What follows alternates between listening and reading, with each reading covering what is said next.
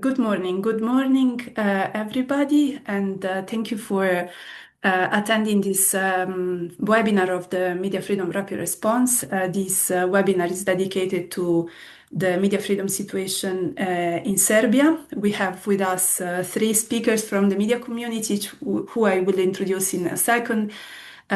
Just to introduce myself first, my name is Roberta Taveri. I work as a senior program officer for Article 19 Europe. And we mark today WordPress Freedom Day. It's the week of WordPress Freedom Day to dedicate this webinar to the current situation of media freedom and safety of journalists in Serbia. And by way of a background, in late March 2026, the partners of the Media Freedom Rapid Response Consortium and the Council of Europe Platform for Safety of Journalists had a media freedom mission to Serbia, following an increase in number of cases affecting journalists, especially those covering what are deemed to be the largest protests in the history of Serbia. What we noticed during the mission and journalists reported to us is that there is a real cut in the society currently, which goes beyond the polarization that was previously evident across the media sector in the country. We found, the delegation found a very concerning situation for safety of journalists and media freedom, with an inadequate response from authorities at the national level. Slaps, dismissals, physical attacks against journalists, online threats, smear campaigns are just to mention a few of the cases that concern journalists and their work today in Serbia. While we also noted a lack of trust in the work of the authorities by the media community, some are instead looking at the international community and international actors to play a stronger role in advocating to reverse the current situation of media freedom and safety of journalists. This is in specific the topic that we will tackle today with our speakers during this webinar, and I will briefly introduce them. We have Tamara Filipović-Stevanović. She's the Secretary General of the Independent Journalists Association of Serbia. Tamara coordinates also the Safe Journalist Network. She previously chaired the EFJ Labour Rights Expert Group and is currently a board member of the European Centre for Press and Media Freedom. She is a committed media activist and an advocate for stronger protection of journalists across the Western Balkan region. We have Božidar Milovac, who is an investigative journalist for KRIK, a correspondent for Beta News Agency, BBC, Deutsche Welle, and Censolovska. He's also a master's student at the Novi Sad Faculty of Philosophy. And we have with us also Stefan Goranović, who is a journalist. He started in high school, began his television career as a student at B92 Info. And in 2011, he joined Al Jazeera Balkan's founding team in Sarajevo as a producer and reporter and an anchor. Later, he joined the original broadcasting team at Euronews Serbia as a journalist and anchor, where he was dismissed after opposing censorship and unprofessional practices, and is currently a member of the Insider TV team. Before we start our discussion with our speakers, I also would like to say that there is an opportunity for those who are attending the webinar to ask questions to our speakers, so you can use the chat to write your questions, and we might read them at the end of this discussion. So I will maybe start with question to all of you, three speakers, if you would confirm the preliminary findings of the mission that was organized by the MFRR and Council of Europe Platform members, and maybe add what do you think is today the greatest threat to journalism and to journalist safety in Serbia, according to your work and your personal experiences. I may start with maybe Tamara, if you would like to go first, and we can continue with the others. Thank you, and hello from my side. So yes, these findings fully correspondent with what we document also on daily basis. Serbia is in what international organization roughly describe as a spiral of violence against journalists, and it's marked by the physical attacks, death threats, smear campaigns, then digital surveillance, and above else systematic impunity of these all these crimes which are committed toward journalists.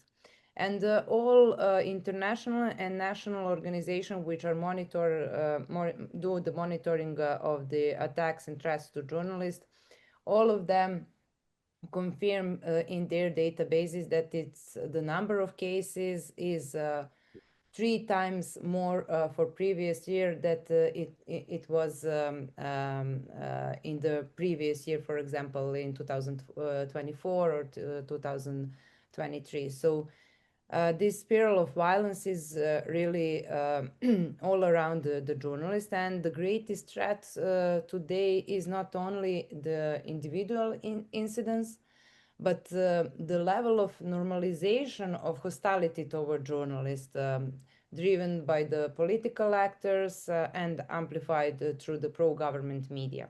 So this creates an environment where violence become acceptable and rarely punished. And unfortunately, journalists are also used to that, and they even do not think that it is important to report to anybody or to talk about that, because uh, that is part of their job, unfortunately. And I will stop here so to give the opportunity to other participants to answer. Thank you, Tamara, for also highlighting the high level of impunity that we have recorded also as part of our mission when it comes to cases of journalists. And maybe Stefan, do you want to go next? Yeah, absolutely. Thank you so much. I think that Tamara covered for the most part, but I would like to point out that the findings are okay, but it just goes beyond that report because we are facing all of that times three on the local level, and the local journalists across Serbia are faced with so much more than we are faced in the bigger cities, especially in Belgrade, because similar to everything else, everything is much more difficult in smaller towns and villages where there are very professional and diligent journalists and professional outlets who are facing everything that we face in Belgrade, but that is to the greater extreme. I would mention something that happened before the canopy collapse, and that is setting on fire house of one of the local journalists, Milan Jovanovic, close to Belgrade. So also one of the things I would like to mention that the problems with the media and with journalists did not start with the canopy collapse. It just shifted the dynamics. Everything started a lot earlier. And that's one of the problems we are facing with the similar reports. And it's not the criticism of those documents, it's just so difficult to comprehend and to grasp everything that is happening in Serbia for more than 14 years now. We are witnessing seeing people who did the same things for the previous government now being those like executives in this system as well.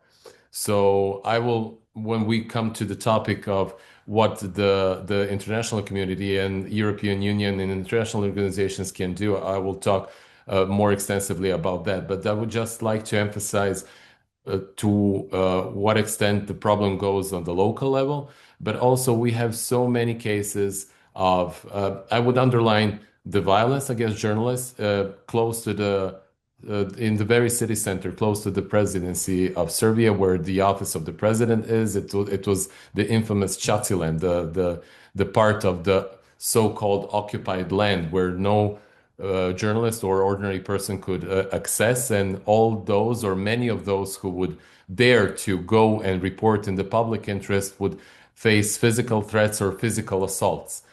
young journalists, such as our colleague from one of the news agencies.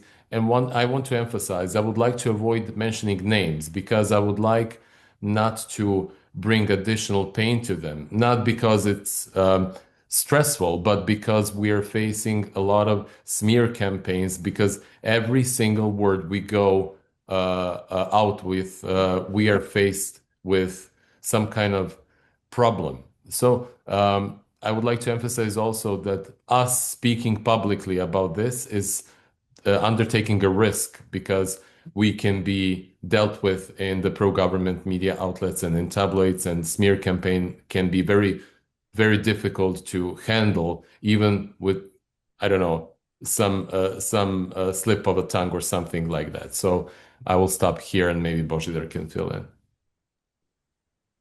Thank you. Thank you very much, Stefan, and thank you for again for being at this webinar today. It's really appreciated for all of you and for your perspective. Božidar, I will pass you the floor and yes, to conclude this round of insights.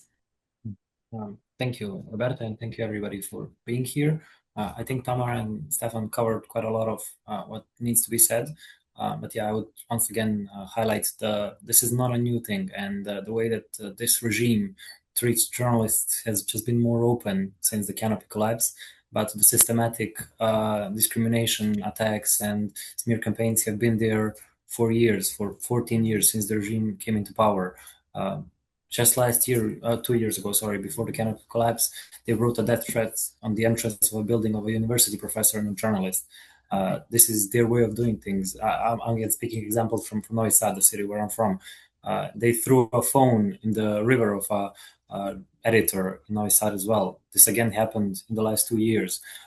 These attacks are a normal thing for this regime, and they have just been more uncovered since the canopy fell, and the systematic attacks have just become more violent and perhaps worse than ever before. But they are not a new thing, and this regime found a way to deal with journalists even 30 years ago when they originally were in power. And in that time, they killed journalists they didn't particularly like. Thankfully, we are not that far gone today, but we are not far off from that era. And yeah, this regime just doesn't particularly like free media, and they are not afraid to say it out loud. They are not afraid to use any tool available to them to discredit, attack, and do many things to journalists. So yeah, we understand where we are quite well. We just aren't sure what can be done to stop this regime. If I am, Roberto, sorry, if I may add, I agree with what Božidar said, but I would just like to compare with our experience before this government came to power in 2012, just to be on the safe side and be quite open and frank and say that Serbia has never been like an ideal place for a journalist, but we have a very high distinction with the current situation and what was going on in Serbia from, I don't know, year 2000 till year 2012. I just want to underline that it's not like we were living Western style press media freedoms before the Serbian Progressive Party came to power. There were also smear campaigns, there were also attacks against journalists, but I think that the current situation surpasses what we experienced so far in this country. And I would just add on to what Stefan said. Many of the figures of the previous regime are now active in this regime, mainly the media people, and they're doing the same thing they did 15 or 16 years ago, just to a more drastic extent, since they are allowed to do so by this regime. Thank you for sharing that. Yes, I mean, also as Tamara said at the beginning, as Media Freedom Rapid Response, we do monitor cases of attacks against journalists across Europe and European Union members and candidate countries. And we did notice a huge increase in the numbers of cases against journalists in Serbia since 2025 or late 2024. Just to give you the numbers, since November 2024 and following the protests that followed the tragedy in Novi Sad, we recorded 294 press violations targeting 513 media professionals and entities on our platform. So these are really huge numbers that we don't see in other countries in the same magnitude, and hence this is why it's so imperative to talk about it and also to understand what and where we can find a solution to the current situation. And these are some of the questions I will ask you now also. So we did register and noted from our mission that there is a lack of trust from the media community in the work and the role of public authorities, of representative of the current government in the way that they act for the protection of journalists and their work. So considering the situation that media workers and journalists are living now, how do you think this context can be addressed, and who bears the greatest role in reversing or in addressing the current situation for journalist safety? I might ask this question maybe if, I'm not sure, Tamara, if you want to start to give your perspective, we can then move on to the other. Yeah, so I will begin also with some numbers. The Safe Journalist Network, we are invented the Safety of Journalist Index, and in Serbia, this index for 2025 is 2.24 on the scale of from 1 to 7, and that is also the lowest index from 2020 when we began to do this measuring of the safety of journalists. And why it is like that? Because on our conference a couple of days ago, the moderator asked the researcher from Serbia how the system collapsed or crashed. Because if you see, for example, the mechanism which we have in Serbia as a sign of protection of journalists, we have almost everything. We have a good criminal code where journalists have the same level of protection like a president, like a judge or prosecutor. Then we have a standing working group. We have contact points in police. We have contact points in the prosecution office, but still this is what is happening on the ground. We have more than 300 attacks, threats, or other death threats or other threats to journalists on yearly basis in the last 1.5 years. So the responsibility lies primarily with the state authorities, actually, because there is a ground if somebody wants to do their job according to the law, according to these mechanisms which are protecting journalists. But without clear political will, nothing will change. But still, we have to believe in our institutions. We have to report the cases to the current institution, and we have to somehow force them to do their job. What can be done very, very easily? It's consistent, for example, consistent public condemnation of the attacks, especially when coming from the officials. Then our prosecutors, our police officer, I'm sure that they can do their job in good way and according to the law, because they showed us, for example, that when the death threats are directed to the president, these cases are resolved very easily and very fast. So I really believe that effective investigation and sanctions ending the culture of impunity, and they can do it if they want. Then functioning of institutions, including independent regulators and accountable police response, is something which really can be done very easily. But we see at the moment that there is a clear gap between the gravity of the situation and institutional response. So we have to rely on the institutions and on the mechanism which are already exist because for sure they can do it, but it's the thing is in another on another actors in this society. Thank you, Tamara. Thank you. Stefan or Bajidar, would you like to add anything to this question?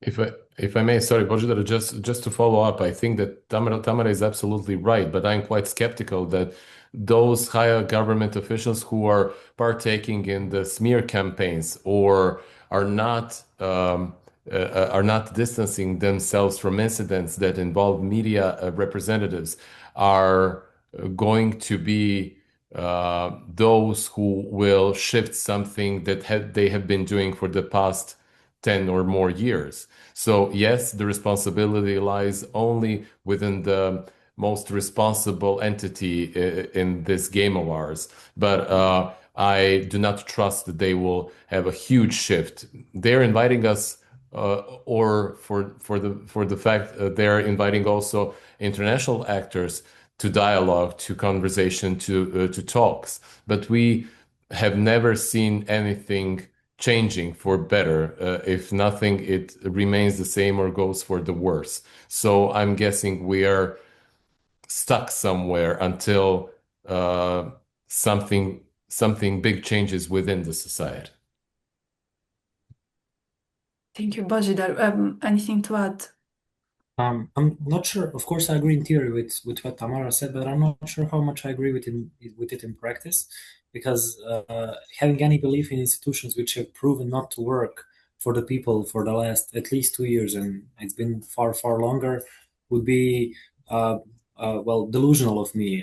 This might be a student in me speaking, and seeing my colleagues fight for a different society is quite eye-opening, and that society is a society in which institutions work, but in this current system, the institutions have proven not to be functional. Therefore, I don't really have any trust in them suddenly starting to work one day when the spearhead of this political regime changes his mind and starts wanting to protect journalists, which I also don't believe in. So not only do I not believe in the decision makers having any will to fix the situation for journalists, I also don't believe in the institutions that are supposed to work in our favor working anytime soon, since they have proven not to work, essentially. But those are the only institutions we actually have. Sorry to interrupt. I have to remind you that that is the only state where we are operating. So they prove that they can do it, but now they do not want to do it because of the political will. So the political will is the only thing which is not there. But they prove that they can resolve, for example, 18 cases with a final conviction in 1 year. And now we have 140 cases in the prosecution database recorded there, and 3 convictions for 1 year. So we know that they can do it, but why? It's also clear why they are not doing that, because they are under the pressure, they are not independent, they are, yeah, there is no political will to do according to the laws. Yes, public authorities, yes, absolutely, they bear the responsibility to act for the protection of journalism. We completely know the situation of Serbia. In our mission, if I may add, we also noticed when in our interlocutions with the authorities, a lack of acknowledgement even of the problem. I wouldn't say a lack of knowledge, but a lack of willingness to acknowledge it and to act upon it. So I think the first step is really to make clear that this is a problem that must be addressed by the state, by each institution that is responsible for each context. So it's something that definitely needs a push, and perhaps it's the next question I may ask you may explore further. You know how this push may be maybe given to the current setting of the state. So let's maybe look at what is actually the focus of today's discussion, how we wanted to what we wanted to explore further with you, which is really the role of the international community, which we understood again as part of our mission being very important players in the current situation for media freedom, who may have a greatest role to play in order to enhance protection for journalists and to pressure the government to act accordingly. So I would like to ask you how do you assess the role of the international community in the context of the current crisis of media freedom and safety of journalists in Serbia, and if you think what international actors are doing is sufficient at the moment, perhaps especially looking at the role that the European Union plays in this context. We may also want to explore further their specific role in the current context in Serbia. And I might give the floor again. I don't want to give it again to Tamara, so perhaps Božidar, if you would like to start, and then we can shift around and hear the others. Thank you. Sure, yeah. So I'm a very young journalist, and I must admit, most of my positive experiences with institutions has been with international institutions. Anytime I have had any small accident, they have reached out to me, mostly somebody from MFRR, checked if I was okay, checked if they could do anything to help me. So on that basic human-to-human level, I think my experience is quite positive. But again, my expectations of the European institutions is essentially to understand how deep the problem goes, how systematic it is, and who are the ones who are most responsible for it. It feels like condemning the situation doesn't really do much for anybody here. And while I understand that having that sort of responsibility is a difficult thing, and trying to balance out how to approach this in the best way is also not something that's easy to do. I also don't think that the current response has been very effective, and this regime is not gonna change its mind because it's getting condemnation and because they are also bad and they are not respecting journalists' rights. They don't understand that type of language. They are not a democratic regime which is willing to understand and change, and they should be addressed as such, as an autocratic regime which doesn't respect, doesn't value, and doesn't see journalists as a necessity. Thank you, Božidar. Yes, maybe Stefan, would you comment on this next? Yes, I would like to say a few things. I would like to commend representatives of numerous international media organizations who were involved in many of the cases of attacks against journalists of any type, be it the physical attacks or smear campaigns or layoffs that happened in the previous year and a half. I would like to commend their interest and their will to help us. However, I think that similarly to what Božidar said, the international organizations and representatives of the international media community need to understand this society prior to undertaking steps to help us. Because, sorry, Roberta, it's not you, but you mentioned polarization of the society.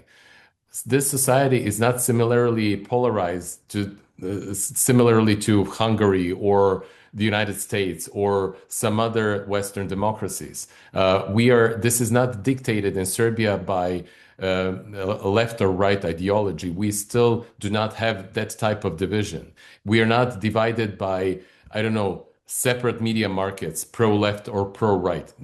Somebody divided this society and somebody divided this market. So prior to helping us, it needs to be understood that, for instance, those pro-government media are in every political spectrum, every part of the political spectrum. So you have like so-called liberal, so-called right-wing, so-called centrist media outlets that support the government. That just tells you that it's only about being pro or against, being with the government or being professional to some extent. So understanding is the first. polarization of the society also came as the result. So when somebody says like this, like divisions in society, that just takes the blame to the both sides or all sides. But I would say that it's not the equal blame when it comes to Serbia. Also, when it comes to how can international community or representatives of the international associations can help, uh, maybe to put conditions on speaking to the government officials, because representatives of international media associations are speaking to, for instance, current Speaker of the Parliament, Ms. Ana Brnabić. Has her attitude towards media changed at all? Has anything changed? Maybe the next step should be that you don't want to meet with them until something rapidly improves, until the highest ranking officials of the ruling coalition stop being part of the smear campaigns. Or, I don't know, is it okay to speak with the government officials who take out the private information about some journalists in public? I don't know. Have you ever experienced any result of the dialogue with the current government?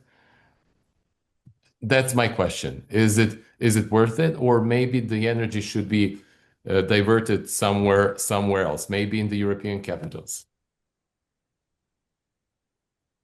Thanks, Stefan, also for highlighting, yes, the context, which is especially important to hear from you, who work and live in as as journalists in Serbia. Absolutely. And yes, your questions are very pertinent. I think it's something that we are due to ask. Of course, the efforts, in addition to Brussels. I may agree with you, should be also exerted somewhere else, and we may explore in our conversation how that may look. But it's also important to ask these questions as part of our advocacy as international media organizations or organizations that support media freedom. Certainly, we will continue asking these questions also in our interlocutions. I think with this question, I also would like to understand the role of the international community beyond the role of civil society, international civil society organization or networks like the MFRR. I'm glad to hear that it's a network that has helped you, or you think it's supportive of the work of media workers from outside of Serbia.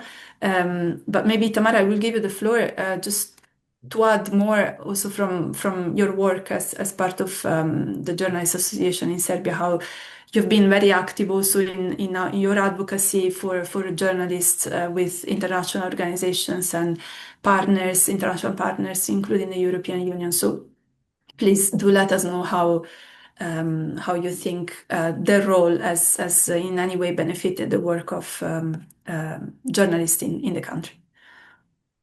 So first of all, I also wanted to thank actually the international civil society organizations and associations which supported the Serbian journalists throughout this horrible period. And without you, actually, our voice would be not so loud, and our problems would not be so visible to the other international community or decision makers within this international community. So, but what these decision makers in EU are currently doing, I think that it's still is not enough. Unfortunately, I know that nobody cannot come to our country and resolve all our problems. But still, the EU, for example, they became more loud about media freedom just in few months ago, and we are in this situation for a long time, and we were actually warning them that it will become so violent a long time ago. And now when we have attempt of killing of journalists during the local election, now everybody is aware what is happening on the ground. So what can be done by the decision maker, some direct support to the independent media and journalist safety mechanism and associations and everything else.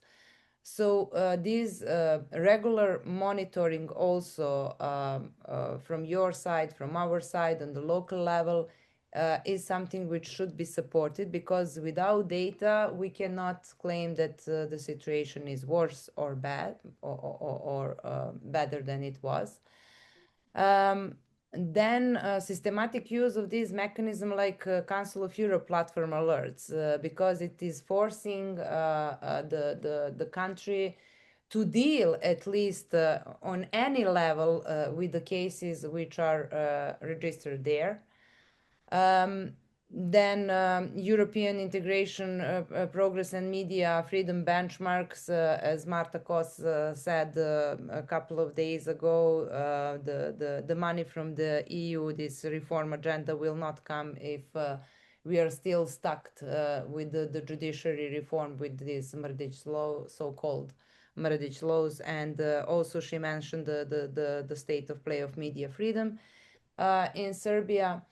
Then the money, I think it's the most, that is something actually which can trigger everybody on our market.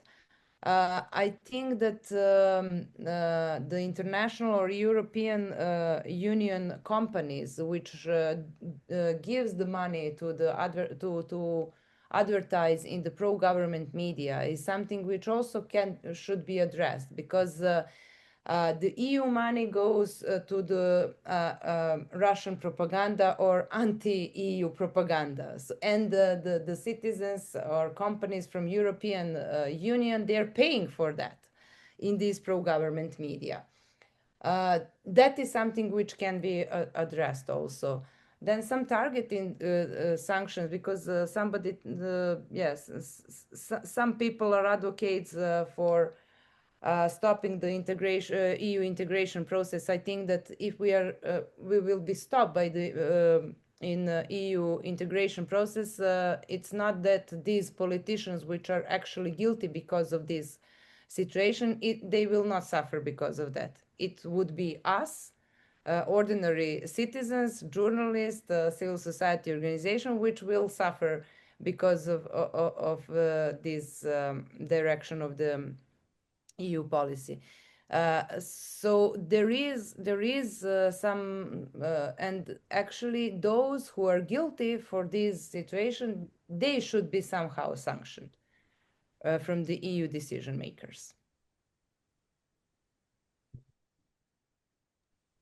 Thank you. Thank you all. Thank you, Tamara, for mentioning some of the mechanisms that for example, Article 19, just to mention one of the organizations that is part of the Council of Europe platform for the safety of journalists. As you say, it's a platform that forces or requests, let's say, an answer from authorities regarding specific cases, and that's a way of asking for a resolution to that case and for dialogue with authorities on specific issues. So we did have an exchange around the alerts that were published, the alerts on Serbia that were published on the platform with the Speaker of Parliament during our mission, and we do hope to see an answer to those alerts from the authorities.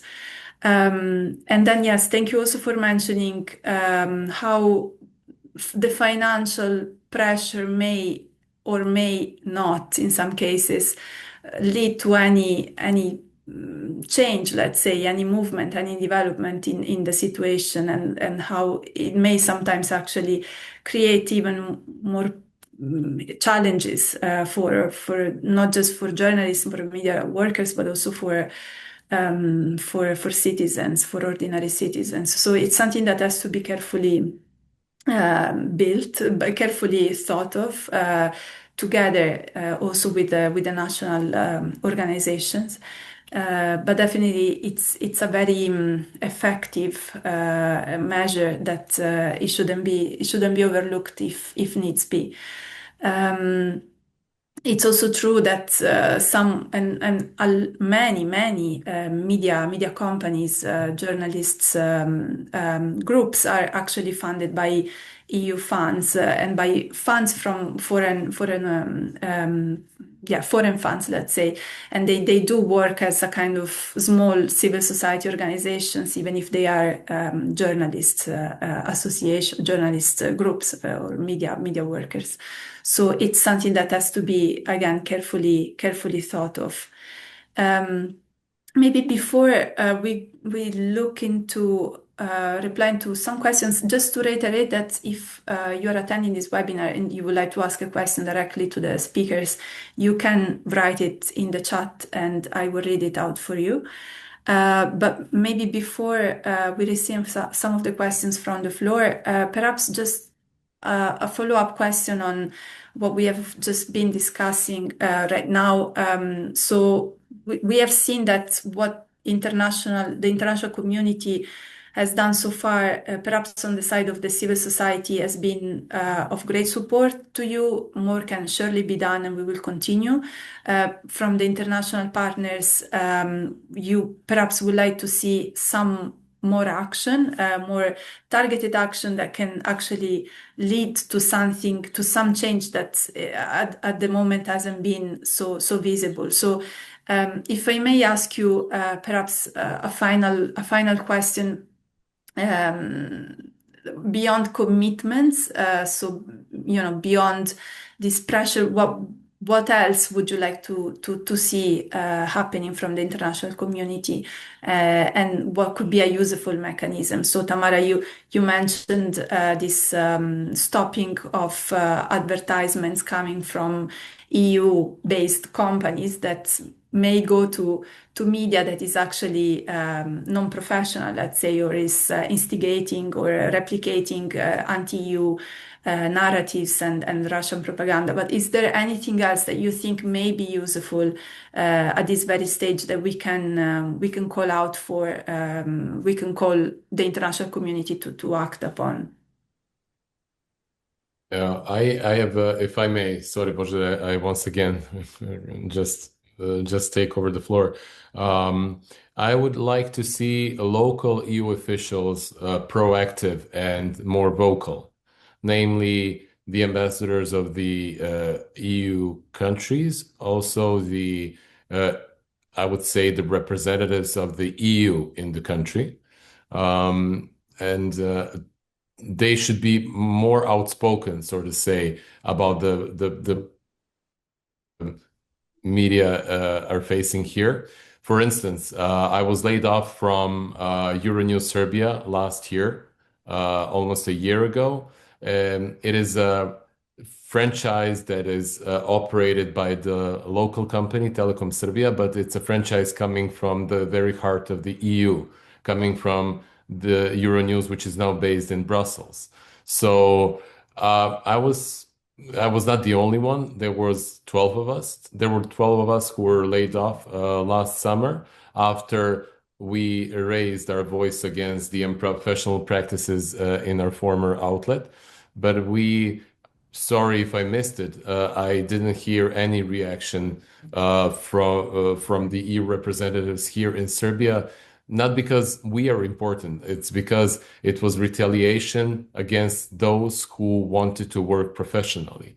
So apart from, and again, I apologize if I missed any reaction, but just because it's some sort of EU brand, although privately owned both in Serbia, or privately, it's a difficult word for Serbia, but privately owned in the EU. It's an outlet that was funded for decades, if I'm not mistaken, with the EU taxpayers' money. Other than that, I would also like to spread the message to the EU capitals, as I said. So maybe those two arguments would be the best. So additional reaction, more proactive approach, and more activism in some parts of the European Union would be helpful for us. Great, thank you, Stefan. Bojidar, were you about to add more?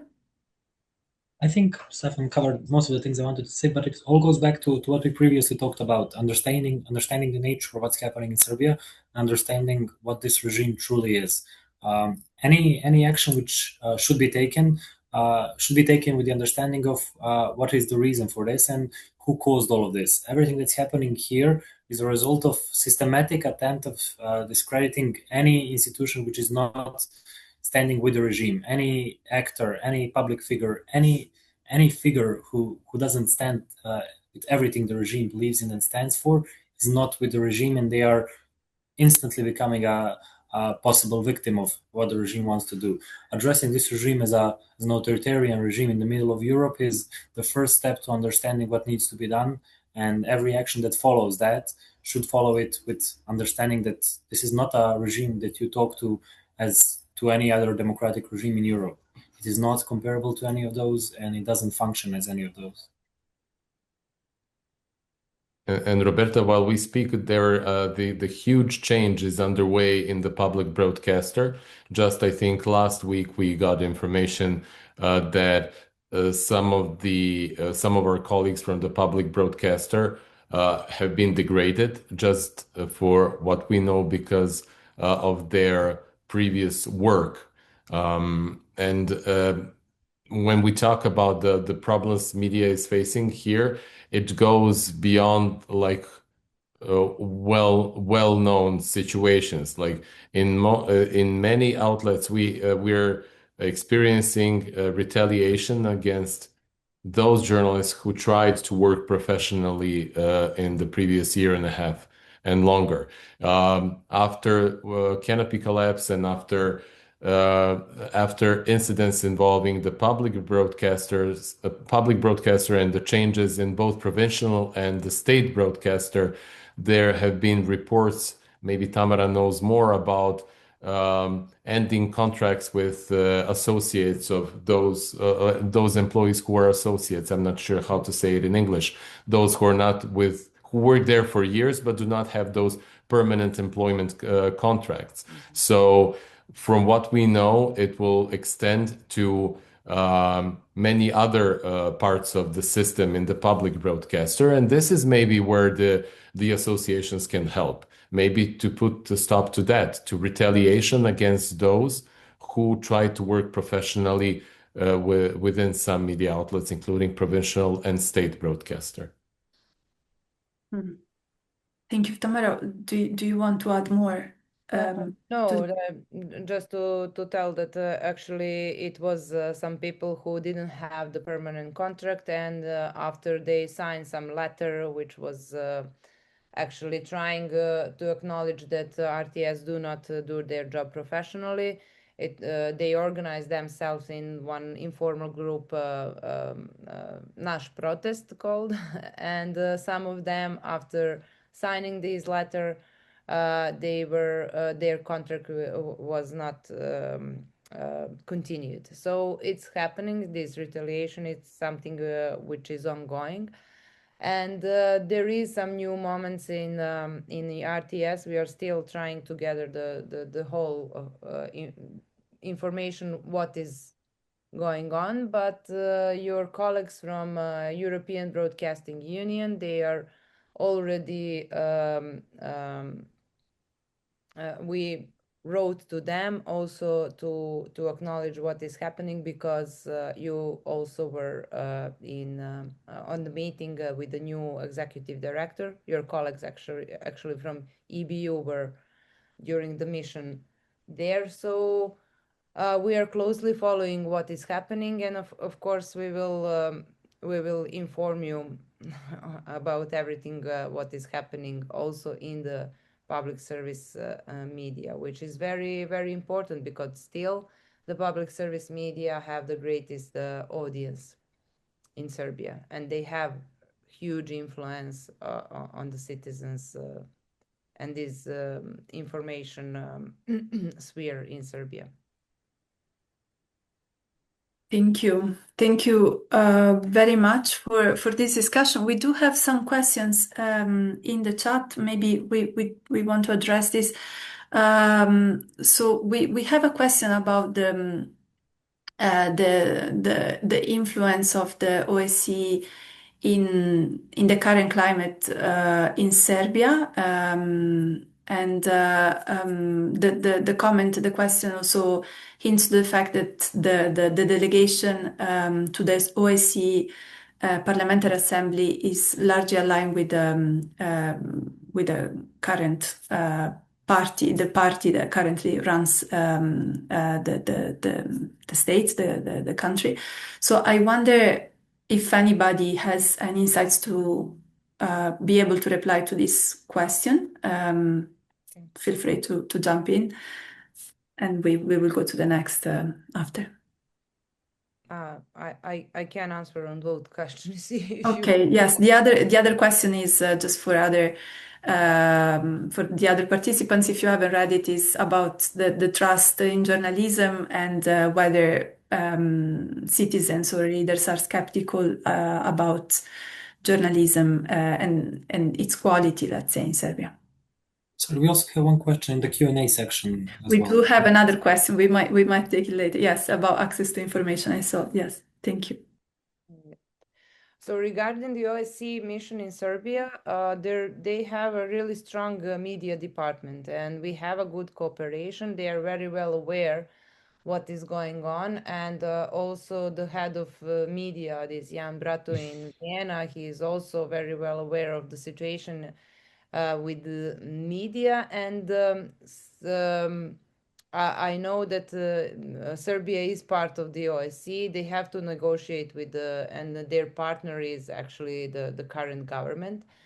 But still, we do not feel that that they are forcing us to do something what we do not want as a journalistic community, and they are vocal about the situation in Serbia. Also, I will give an introductory speech, for example, about the safety of journalists in a couple of days in Tirana when this huge OSCE organized conference will take place. And they ask me because they are very well aware what is happening in Serbia and how severe is the situation. So, but sometimes, of course, they negotiate with the government. They deal with the government because Serbia, as a state, is part of the OSCE, like we are part of the Council of Europe or any other international organization. So. For us, it is important to have them when we need them to be loud about our problems and not to force us to deal with the state because we are watchdog, journalists are watchdog, and our organizations are also watchdog organization which do the monitoring, and we are loud about the irregularities what we see on the ground. So we should not be forced to deal and to be part of various working groups and to give the legitimacy of these government which are so severe toward journalists. They are actually very violent over us, and we should sit with them and negotiate about this or that. So it's important to have their support, but also it's important for us that not just OSCE, but any other international actors can see our position as a watchdog organizations and not to force us to give the legitimacy of this government in their so-called dialogue. When this is extremely crucial. Yes, thank you for explaining this today.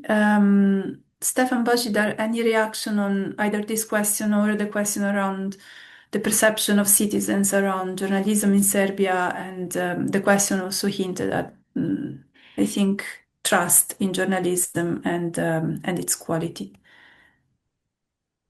We can maybe start. I have also had positive experience with OSCE. I don't know much about how they function internally, but their media department has been quite helpful in many occasions. They have reached out to me many times. I have participated in some of their projects. So on that side, I can speak only positively. But as Tamara said, I believe that this institution is probably more complex than only the media department, and there is probably aspects of it which I wouldn't find as positive as I do this one. When it comes to the public trust of media, I think I was quite positively surprised since the start of protests how positively some media outlets are being perceived. I now work for Creek. I previously worked in local journalism in 021, a local outlet from Novi Sad, and I found that mostly the students and people protesting them were actually surprisingly vocal about standing up and fighting for the media outlets that they believe in and that they follow.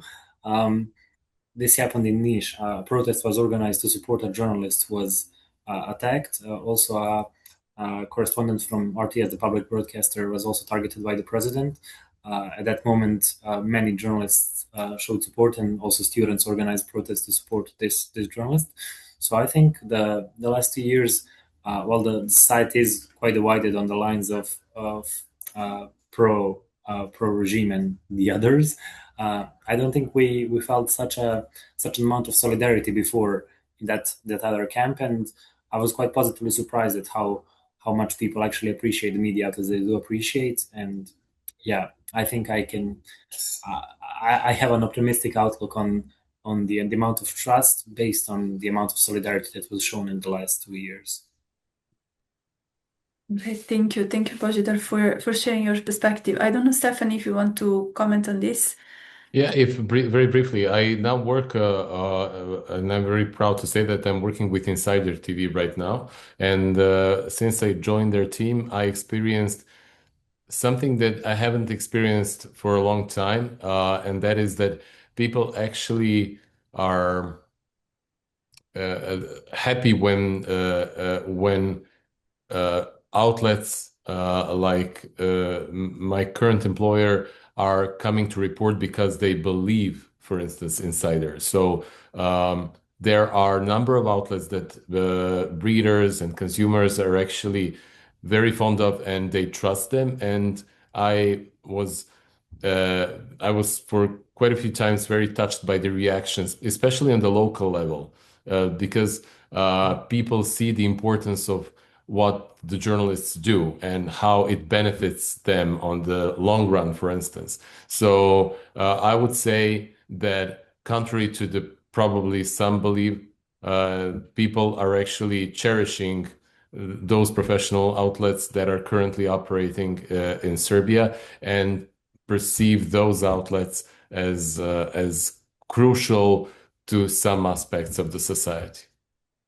If I may jump in again, the protests are perhaps the most vocal or direct show of support, but media has been supported in many ways in the last 2 years, of course, before as well, but in the last 2 years especially. Financial support has, I think, never been more bigger, essentially, by just regular people to the media outlets. Again, Krik is a quite privileged position that a lot of our funding does come from our readers. But I know colleagues from Novi Sad who made their own media outlets, which is basically funded solely by the people who are following it. And there's quite a few media outlets now that have an audience behind them willing to fund at least some of their work, which was unimaginable a few years ago, and now it functions to some extent at least. So I think people are not only showing their support by coming out to protest, by speaking out publicly, but also by following and actively engaging with the media outlets that they do believe in, that they do like and enjoy reading. So, yeah. Wonderful. Thank you. Thank you very much for sharing your view as a journalist from the ground on really what is happening. I see there is another question. We may want to perhaps address it in the space of really 1 minute, if you can. It's about access to public information in Serbia. If you can just give us an overview about it, and perhaps any insights that you may have around it, it would be helpful. And then we may have to close the webinar. So please go ahead. Maybe Any Božidar has the biggest experience with possibly. that. Yeah, even though I'm the youngest one, so I don't have any experience in the pre-2012 era. But in the last few years, there's been quite a obvious change in how much of the data is available. Previously, when I tried to contact the police when I was working in local journalism, they would respond almost every time. Their responses would be at least professional, while not extensive or offering full information. They would at least answer us. They would explain what they can and cannot share. They would be very blunt and short, but they at least would answer. In the last 2 years, probably, there's many institutions that just blatantly ignore us. That when we try to address them, just choose not to answer. When we try to find any other way to reach the data, they uncover it. Many institutions have changed their rules of what data is and isn't available recently. So some of the data which we previously had access to, now we don't. So yeah, the situation has changed quite a bit even in the last 3 years, but maybe Stefan can share how it changed in the pre-2012 era, because as he said, while the situation was not perfect back then, I do believe that it was probably way better than it is today. I'm not the best person because I was working outside of Serbia for more than 5 years, so I have a quite a big hole in covering Serbia. But from my second-hand experience, the public access to the information, public information, has been I would say easier to the extent that the office in charge for that would maybe be more diligent in providing or assisting you in accessing those information. To be honest, I do not have a lot of experience because I work mainly in political journalism, so it doesn't require such a huge data digging. But a couple of times in the last 5 years, I didn't have a good experience with accessing information, public information, although I was assisted by the office that is in charge of that, but never got, for instance, response from the police. But my experience is not so wide in that area. What could, not to keep us any longer, what could be interesting here is that there is some institutions that have websites which were funded by EU funds or some European institution, and those websites are really way better than the websites we had before. So, for example, it's easier to try to look for the things that you're looking for, but then you would notice that those institutions would perhaps hide some important part of the data in the contracts or something like that. So I don't know, they would blur the ID number, which is a necessity for us to try to find some other info, stuff like that. This happens in some institutions, of course. Some institutions still do not do it, and we still have access to a lot of data that our colleagues from some way more autocratic regimes don't. Kirik is a member of OCCRP, so we know how some different systems work. And yeah, our access to data is still better than a lot of the other systems, but it's not even close to some Western European systems where, yeah, a lot of data is not available and it's becoming less and less available year by year, essentially. Thank you. Thank you very much. Well, thank you. Thank you so much for again being part of this discussion today. We unfortunately have to close the webinar. So I really would like to thank our speakers, Tamara, Stefan, and Božidar, for being with us today and sharing with us your insights and also reporting the situation of your colleagues on the ground working in Serbia to us. We will follow up on some of the discussions we will have today as part of our work with you and as part of also the Media Freedom Rapid Response Consortium. For all those who are following us at this stage, please do consult our database, the Mapping Media Freedom. You will find the cases that we do keep track of in Serbia and in other countries. And also we do issue statements in some very concerning cases related to journalists or to journalism at large. So once again, thank you. We will be publishing the report of our mission in about 1 month's time. So please do have a look at it if you are interested. And yes, let's continue our conversation through different channels. Thank you very much once again.